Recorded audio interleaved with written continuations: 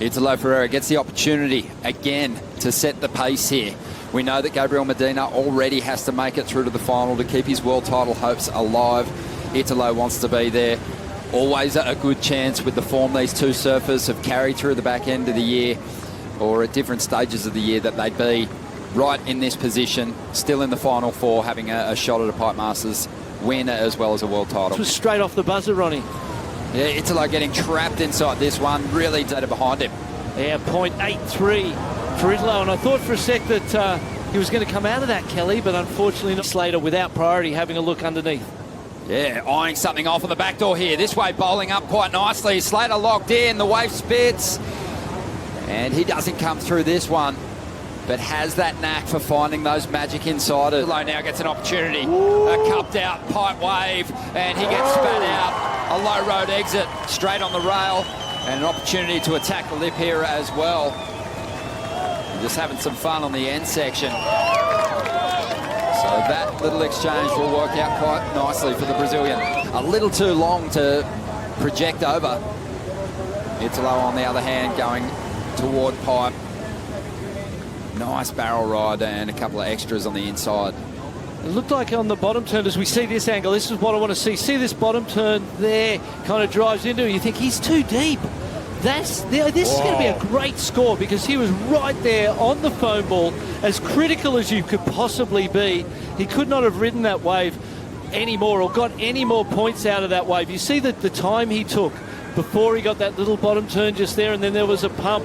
That was a fine line between make or no make, and in this moment of absolute glory, it's all on the line here for this young Brazilian.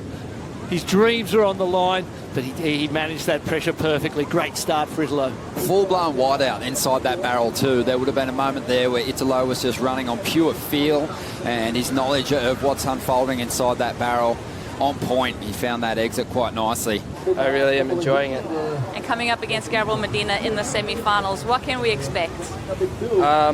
I know that Gabriel's really good out here, and I think I just need to be as smart as I possibly can. There's some lofty goals there, and John will be watching carefully. Great move here from Italo to get moving and get another score under his belt.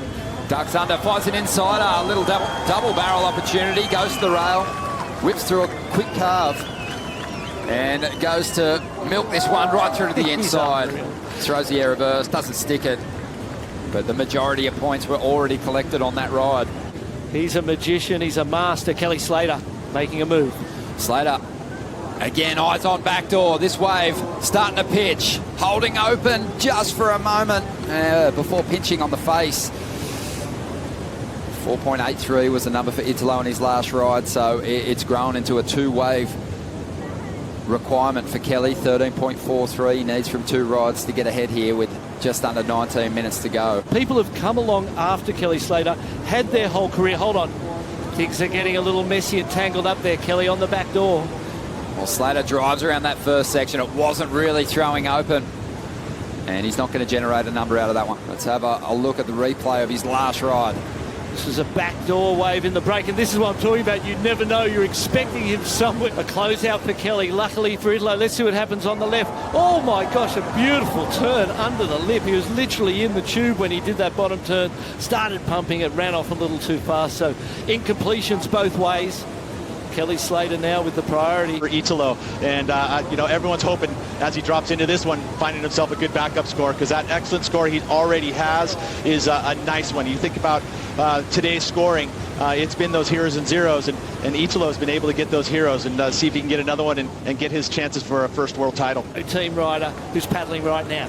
Italo lining up an insider. This is without priority. Ducks under it and still gunning.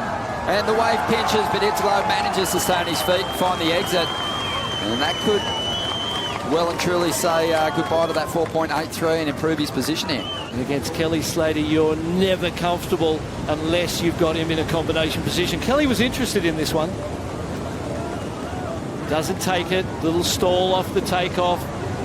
Not a super critical tube ride, but that little extra bit at the back end then added to the energy, and the judges are out there. They can hear and feel the crowd, and that when the crowd rises up, and you can see how deep he is. There's that spit you were talking about, Ronnie, and how it kind of clamped for that second, didn't it? But this guy's so good. He wasn't falling. He knows what's at stake. And the score is 6-1-7. Kelly Slater is in big trouble right now with 3 minutes and 50 on the clock. Been praying for it, eh? You've been not necessarily praying for it, but they've been in good form. Slater tucks in, gets the barrel the way, pinched hard. It tried to spit him out, but he got stuck up on the lip there. 15 seconds to go. Low. He's going to ride this one through. But what a solid performance against the hardest man to beat out here at the Pipe Masters. Absolutely, and he is surf. There's the camp going up. And the pressure off for a moment. He could win this world title before the final if Griffin Colapinto can get over Gabriel Medina. Italo Ferreira on his way to his best finish here in the Billabong Pipe Masters.